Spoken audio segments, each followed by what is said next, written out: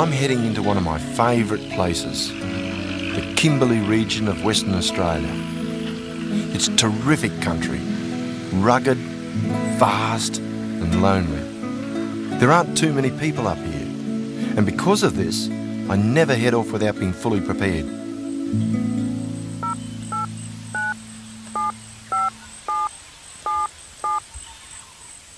I'm just ringing up to check on that helicopter flight we got booked next week into the Kookaburra site out in the Tanami.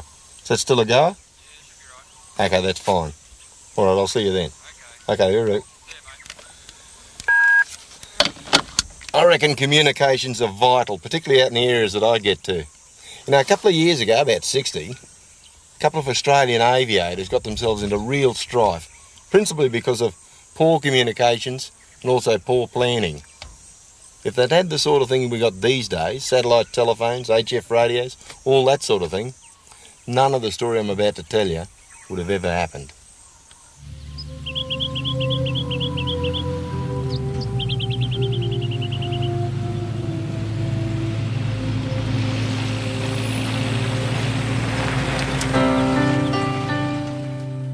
In the late 1920s, Charles Kingsford Smith and Charles Ulm were national heroes. In the famous Southern Cross, they'd established flying records across the Pacific, the Tasman and the Australian continent.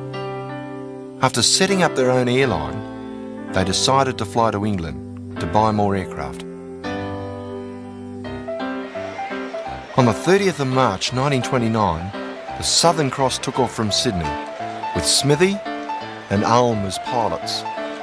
Their radio operator was Thomas McWilliams, and the navigator was Harold Litchfield.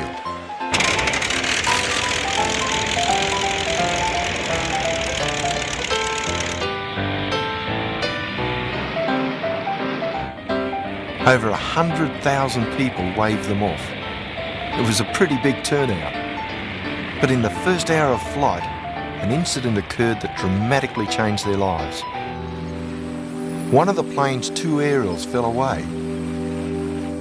This meant the radio operator could transmit messages, but not receive them. Smithy decided to fly on, so he never received the message that violent storms lay ahead.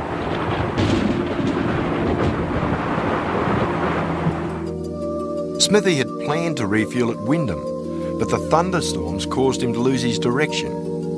He was lost over the Kimberley and low on fuel.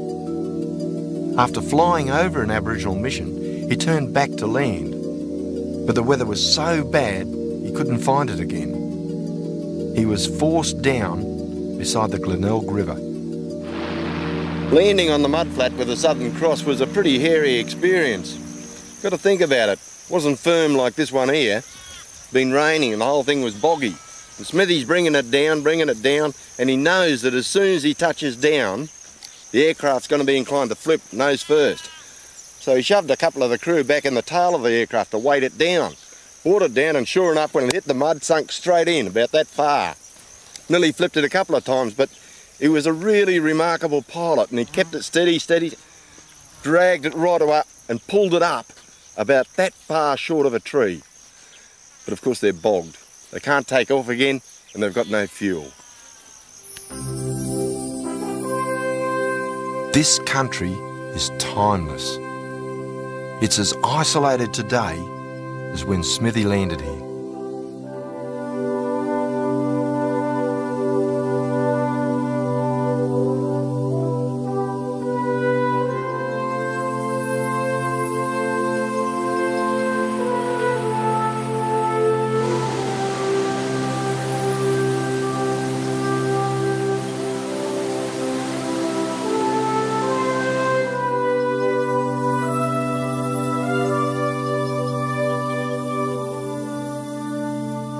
This is where Smithy brought the Southern Cross down, beside the Glenelg River.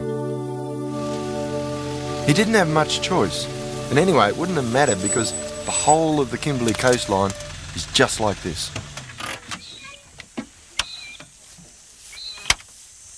Now just imagine how Smithy and his crew felt. After 28 hours of flying, they were deaf from the roar of the engines. They were tired and of course they were hungry. They had no idea where they were. In those days, there were no aviation charts.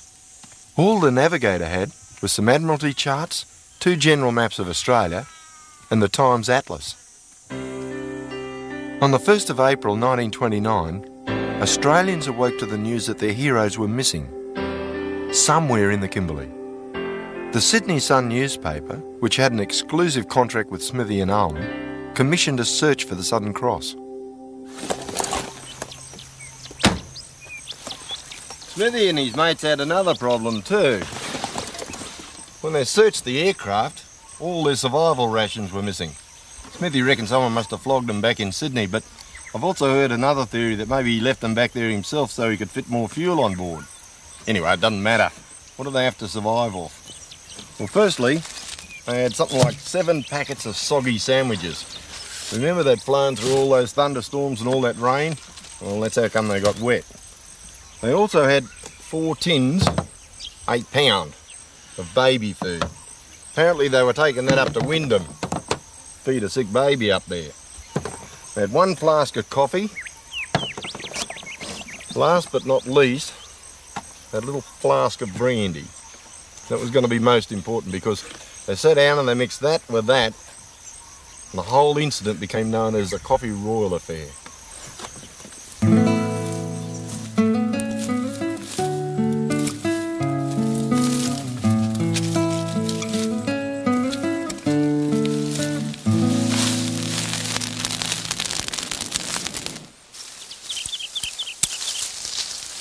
The day after they landed here, Litchfield, who was the navigator, got out his sextant and worked out exactly where they were on the ground. And they sort of figured that the old Port George mission was down that way to the southwest. But it wasn't marked on their maps because their maps were so old. One stage there, they even debated whether they should try and walk down to it. Decided not to and hung around the aeroplane, which was just as well because, in fact, the mission was up that way to the north.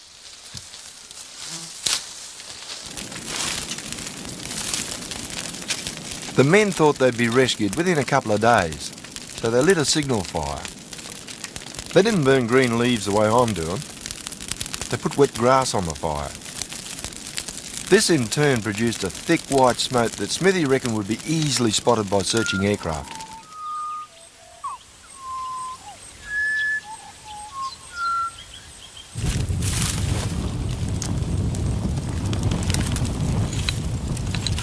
Now, some people have said that Smithy should have burnt the oil from the engines of the Southern Cross. The trouble is, black smoke is harder to see from the air. But the best thing of all, I reckon, is one of these things here. It's a signal mirror. Catches the sun and you can flash any aircraft that's flying around searching for you. They're terrific things. Go for miles. Smithy didn't have one of these, but he did have radio equipment. And that was another problem. Remember when they're flying up from Sydney, they've got a transmitter and a receiver, right? And they lose one of the antennas. They can transmit okay, but they can't receive because the antenna's gone. Once they land, they fix up a new antenna for that one there, and they can receive okay, but the transmitter doesn't work. It needs power, and it gets the power when the aircraft flies through the air because mounted on the side of the fuselage is a little wind generator. And that turns, of course, only when the aircraft's going through the air. Once they're on the ground, it's not turning. So they can't transmit at all. And that's got to be doubly frustrating for them because they know exactly where they are on the ground. They can hear that there's a search around for them, but they can't tell them where they are.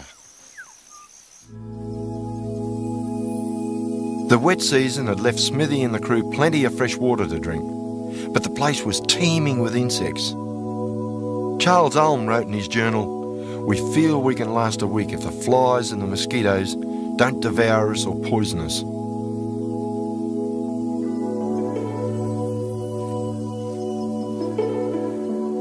The men headed out across the mudflats, searching for food.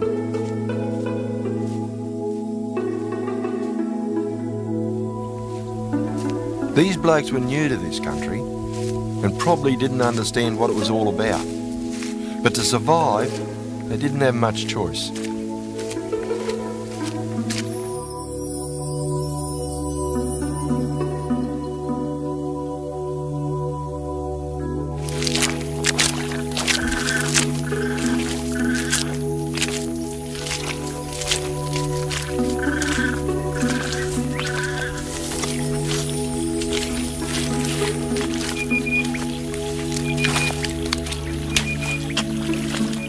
I'm amazed at how ill prepared the men were.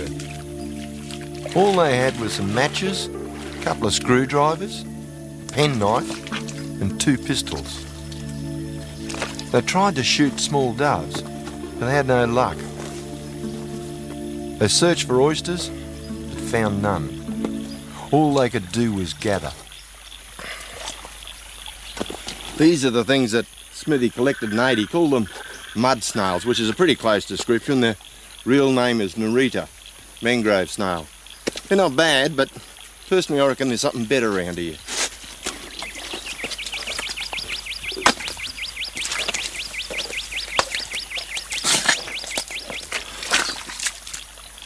This is what I'm talking about here. These things here, they're a shellfish called Telescopium telescopium because they look a bit like a telescope, but I don't know, I reckon they should have called them Ischremus conatus. They're a top feed for fish as well as people. Cook them up, boil them up. Got a little muscle inside. Really nice, and you get quite a bit out of that shell there. Show you later on.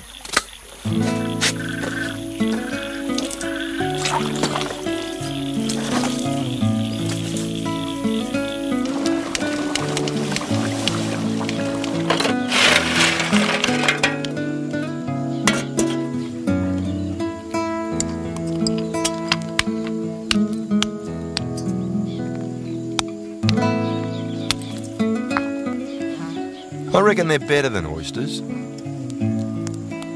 They mightn't look great, but they're a top feed.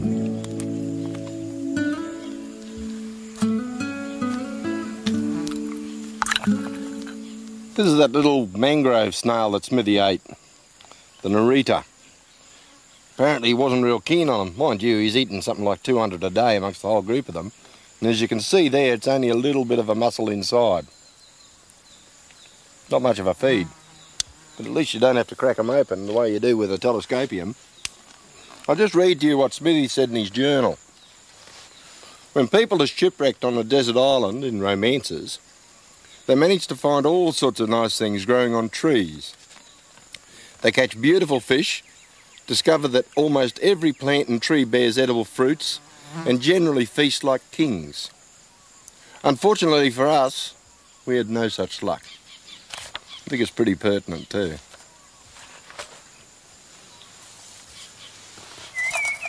First thing about eating these things, it's a biscuit.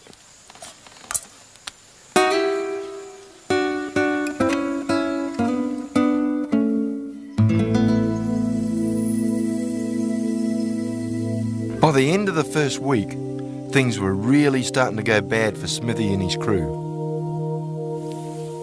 They heard over the radio that they should light 3 fires in the shape of a large triangle. This would help the search aircraft find them.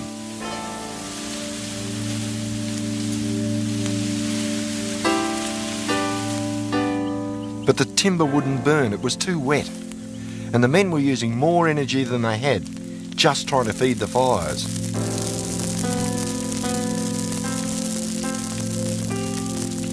Charles Ulm wrote, "We are really starving and keeping alive on 1.5 cups of baby food a day."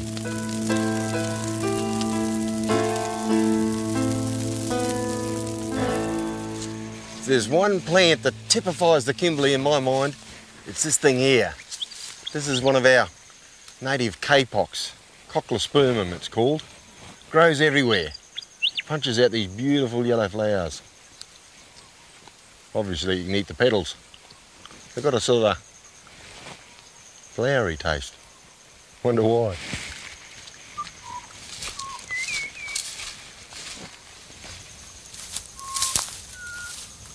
This is an interesting little number. Looks a bit like a weed. Grows all over the Kimberleys, all over northern Australia. It's called Gruyere. It produces these brown little berries here. Got a texture a bit like apple strudel. Tastes the same too. Smithy and the mob could have got stuck into this. I suppose when you think about it, apple strudel, coffee royal, all goes together. Meanwhile, the search for the Southern Cross intensified. By the 10th day, 4 aircraft were scouring the Kimberley region. Aboriginals from the church missions to the north and the south of the Glenelg River were out looking for the men. A friend of Smithy's, Keith Anderson, decided to join the search. With his navigator, Bob Hitchcock, Anderson flew his small aircraft, the Kookaburra, from Alice Springs towards the northwest coast. But they were unprepared. Their map was inadequate, their compass was faulty, and the engine was playing up. They were forced down in the Tanami Desert. The next day, the Kookaburra was reported missing. Now searchers were looking for 2 aircraft. While all this was going on, Smithy and the crew weren't exactly sitting around doing nothing. They had to make that generator work. One of the ideas they came up with, in fact I think it was Smithy who came up with it, was to take the generator off the side of the aircraft, take the propeller off, which is normally driven by the wind, and replace it with a little round wooden wheel like this. The concept was to hold it up against the main wheel of the aircraft and spin that, thereby turning that and make the generator generate electricity. First of all, of course, they had to jack out the wheel from the bog that they were in, put it up on rocks. Well, they tried that, and it did work to some extent. But they absolutely had it. They didn't have the energy to keep turning it and turning it and turning it. Not enough to generate the required voltage anyway, that's for sure. Gives you some idea of what was going on down on those mud flats when you read Charles Ulm's journal. He says here, heat, flies, mosquitoes, light fires, pull down trees, pull up grass for smoke, walk for water, eat a few snails, drink some water, listen to radio, turn generator until every ounce of energy is gone, then lie down to be eaten alive by mosquitoes. That is our day. When will it end?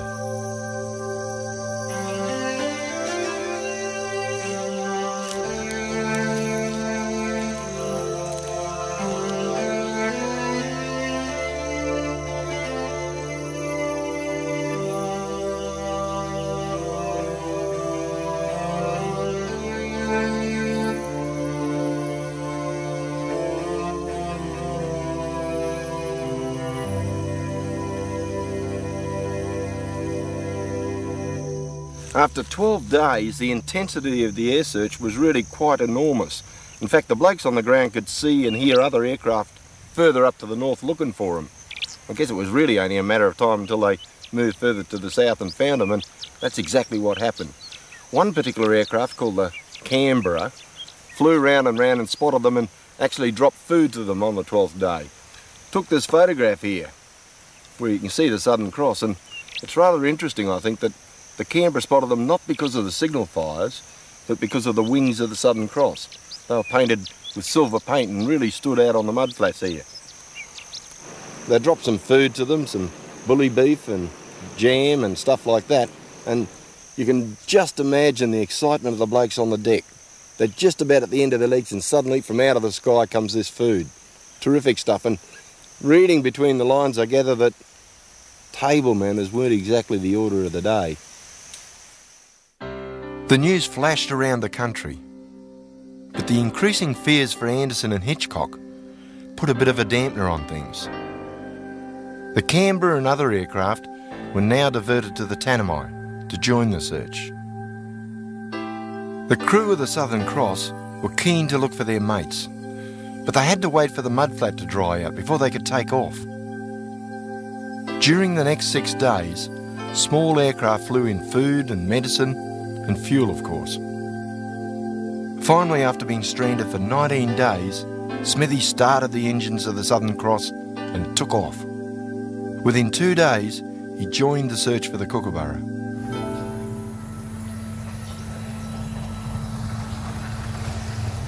I'm leaving the Kimberley and heading to the Northern Territory, to the area where the Kookaburra went missing. These days, you can drive to within 50 kilometres of the Kookaburra site.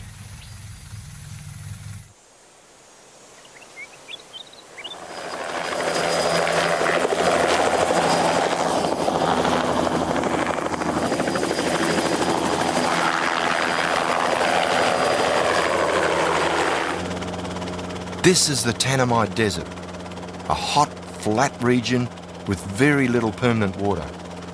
It's pretty isolated. It's not the sort of country I'd like to be forced down in, especially in a fixed-wing aircraft like the Kookaburra, back in 1929.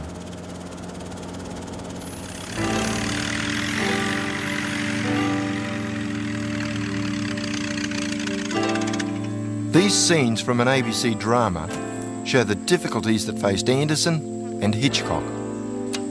After they'd fixed up the engine, they had to clear more ground so they could try and take off.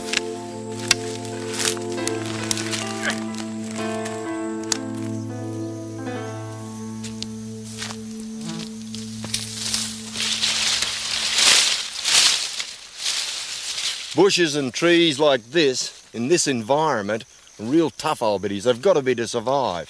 If you're going to try and clear them out by pulling them by hand, it's a real recipe for disaster. You see, your body is a bit like a leaking radiator in a motor car. And the harder you work, the more it leaks. So you've got to keep topping it up with water. If you don't do that, you run out. I guess that Hitchcock and Anderson, they're into a survival spiral decline once they started attacking these things by hand.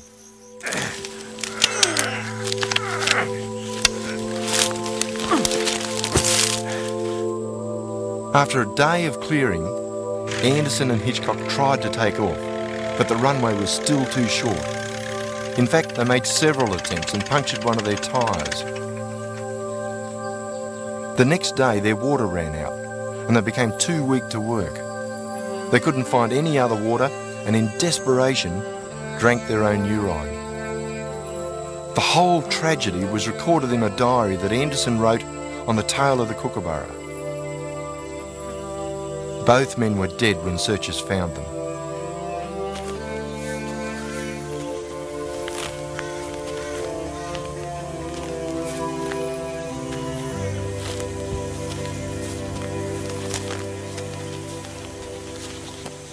This memorial marks the spot where Hitchcock and Anderson died.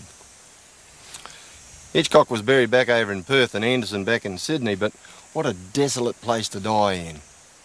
I guess the big lesson that comes out of this is the fact that both of them were ill prepared. Same with Smithy up there on the coast. Hitchcock and Anderson with the Kookaburra, there's something like 3 litres of water amongst them. That's all. 3 litres in this country.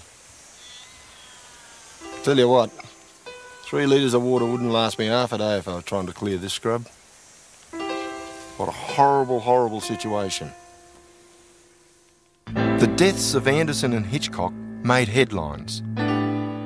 Kingsford Smith and Ulm were stunned. But what was worse, this tragedy was being linked to rumours that Smithy and Ulm had deliberately gone missing in the Kimberleys, that the whole thing was a publicity stunt. When Smithy and Ulm arrived back in Sydney, they faced a public inquiry. It became known as the Coffee Royal Affair, and every detail of their ordeal was investigated. Although they were eventually cleared, their image as national heroes was tarnished.